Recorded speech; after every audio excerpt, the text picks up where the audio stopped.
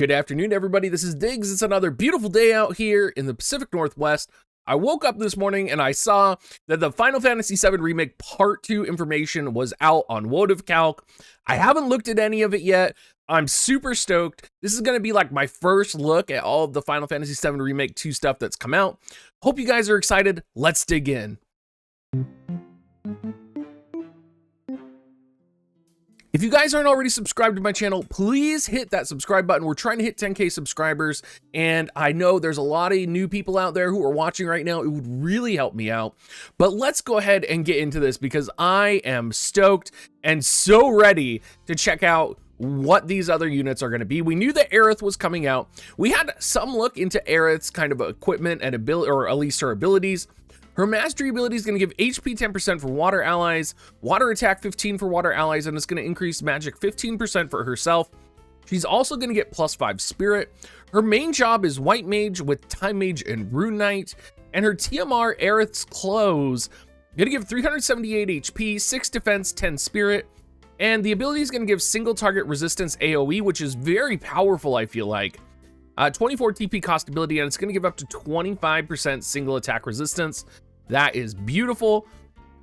Taking a look at her max HP here, it looks like she's going to have about 2400 HP initial.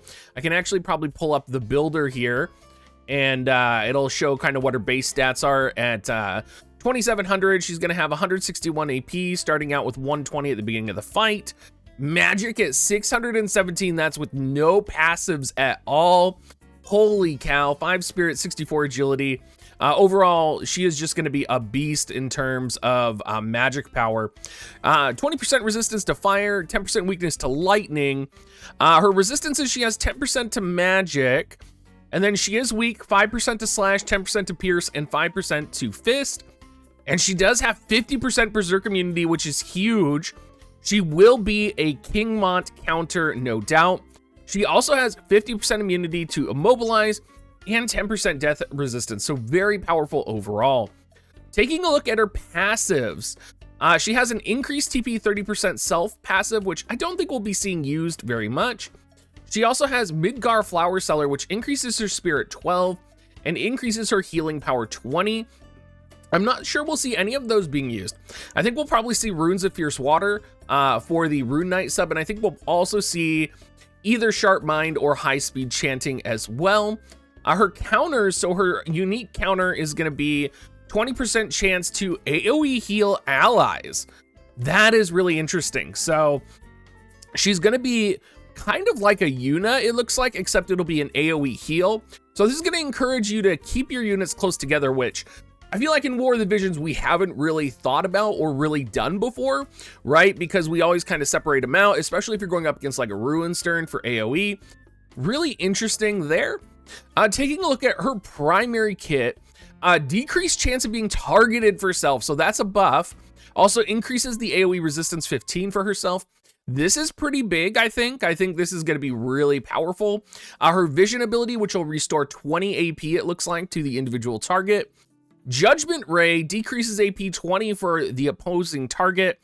Upgraded, it has a chance to inflict immobilize as well, which is interesting. It's not incredible, but it is such a high range attack. I wonder if it will help keep her alive.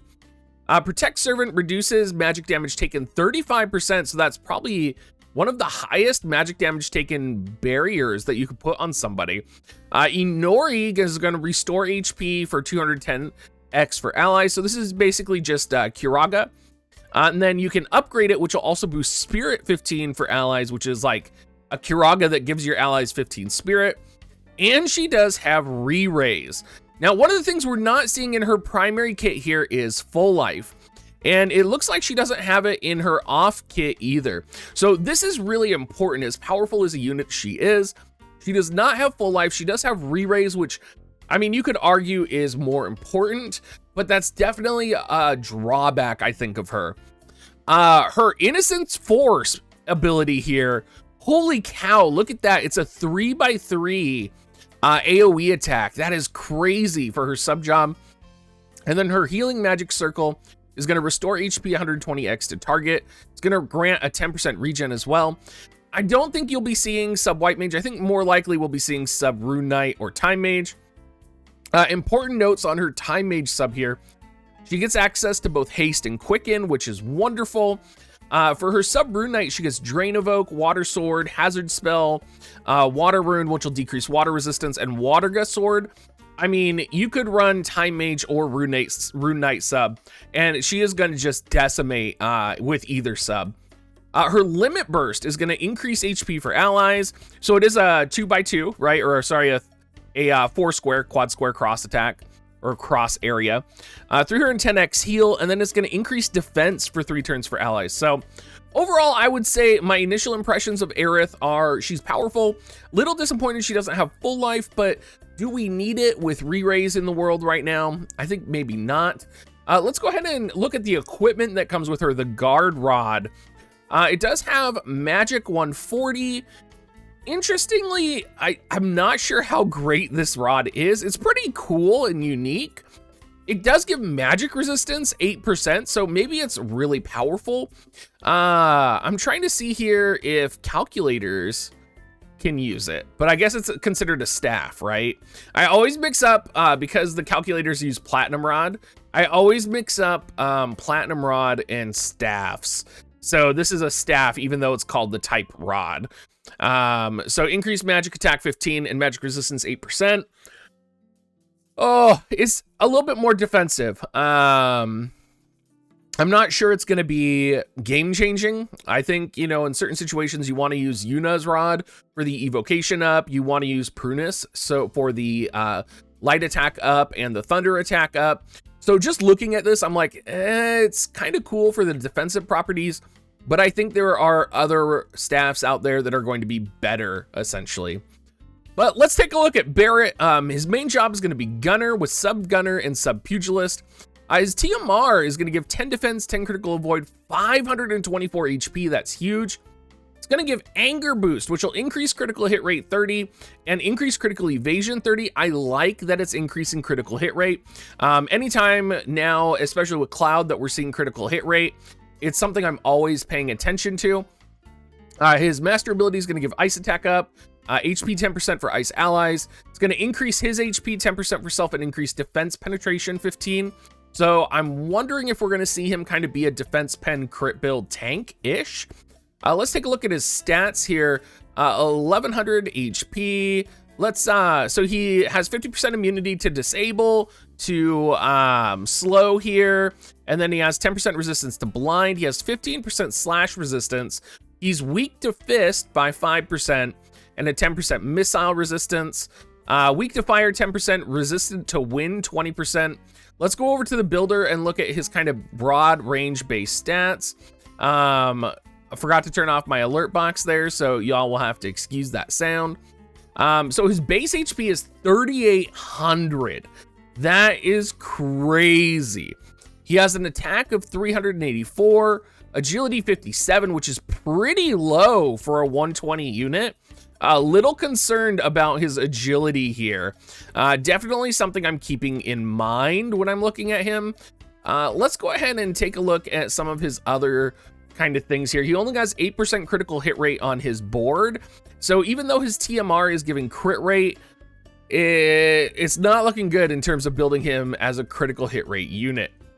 Taking a look at his passives, defense 12, critical evasion 15. That's pretty good. Definitely always good for defensive utility. Spiritual Unity, of course, is going to be the range 2, decreases evasion.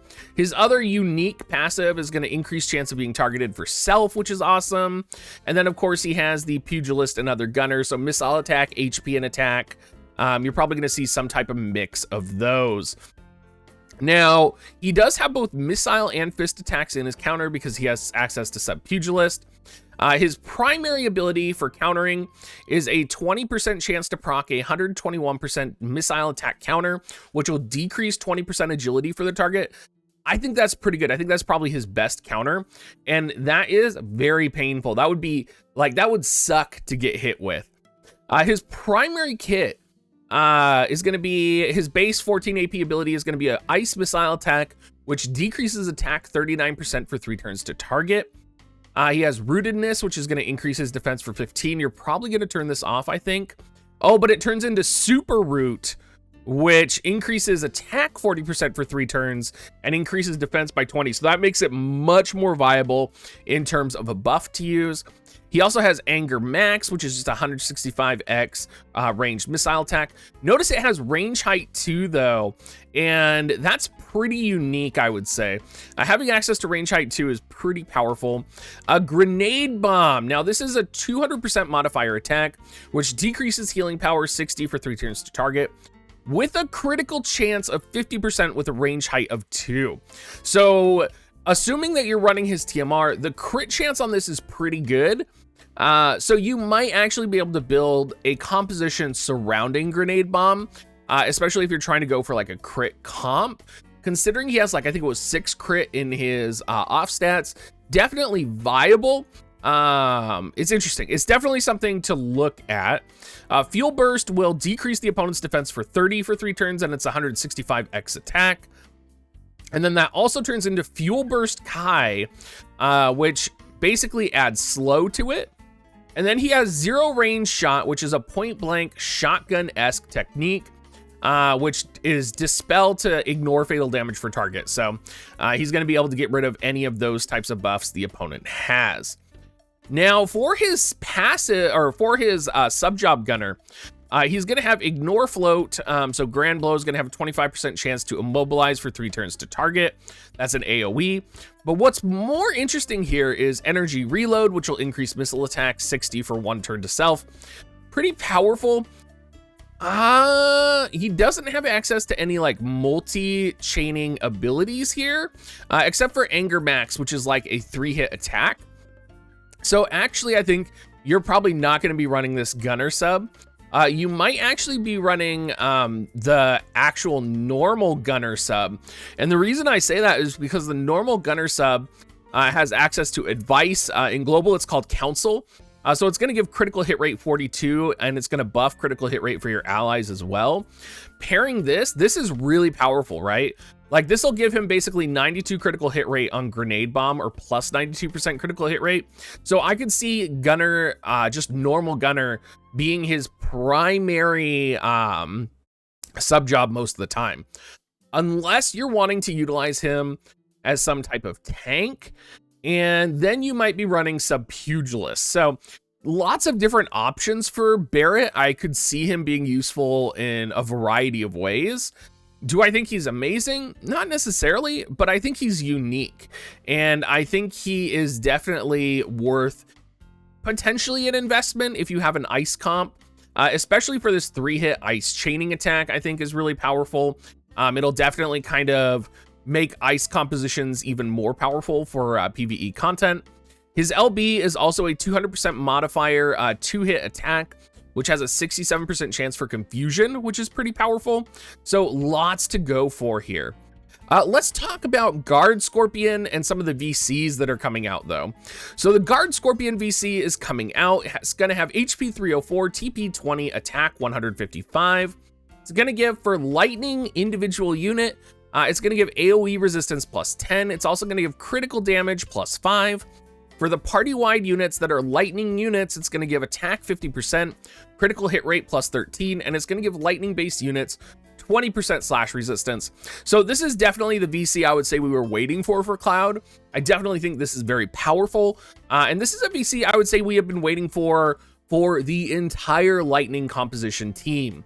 I think this is going to be a lightning VC that really kind of helps bring the lightning composition together a little bit more, and I'm excited, and I am no doubt going to be seeing this paired with like a Guion, right, for that lightning HP up, and potentially some other lightning based VCs.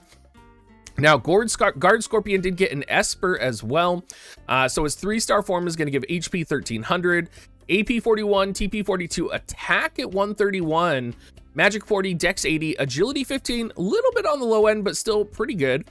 Luck 67, and then it's going to give slow resistance up 25%. 10% weak to earth, 10% resistance to water. The cast ability of the Esper is going to give, it's going to have a 100% chance to hit. It's going to give critical hit rate minus 15%. Decreased missile resistance 38% for 3 turns to target. Decreased lightning resistance 50% for all enemies. increase attack 40% for all units, magic 20% for all units, and for lightning-based units, increase attack 100% and magic 100%. So overall, very powerful. Let's take a look at the skill tree. Of course, it's going to have lightning attack up. It's going to have some slash resistance as well, which is really nice. It's also going to have more slash attack down here, which is even better. And we're going to see critical hit rate as well as critical damage. You do have missile resistance, Machina killer, water killer, but really you're going to see that crit damage, that slash attack, and that lightning attack. This is everything lightning units want, and it's nice to have a dominant physical lightning Esper besides Aigaon. Hopefully we'll be getting Aigaon 3-star as well here soon, but I think right now this is the dominant lightning Esper, and it's a nice upgrade, right? Because you basically in JP have Coral for your lightning Esper, so being able to get Guard Scorpion is going to be really good. There was another VC that came out, and it was a Lasswell VC. It was called the Frozen Flower Ice Devil Lasswell, and it's going to give attack 30% for the individual ice unit equipping it. Party-wide, it's going to give ice units agility plus 15%, increase acquired AP plus 30% or 25%, so not the best, but it's going to give human killer 25 when attacking with physical attacks.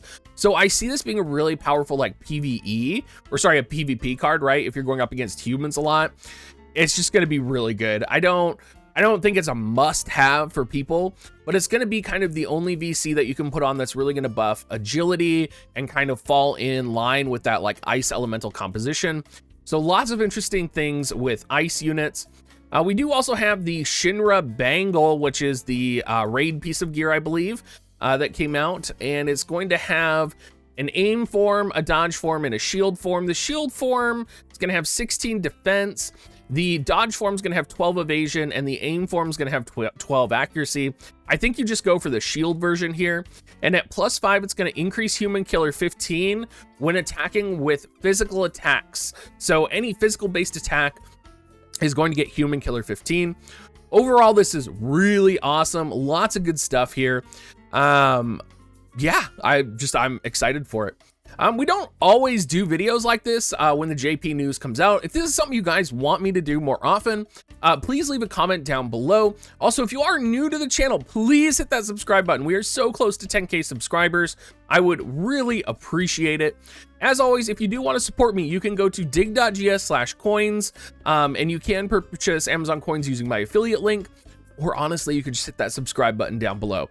Anyway, y'all, have a great rest of your day, and hopefully we'll see you tonight on the stream with Umbra, Oron, and Rindell. See you later, everybody.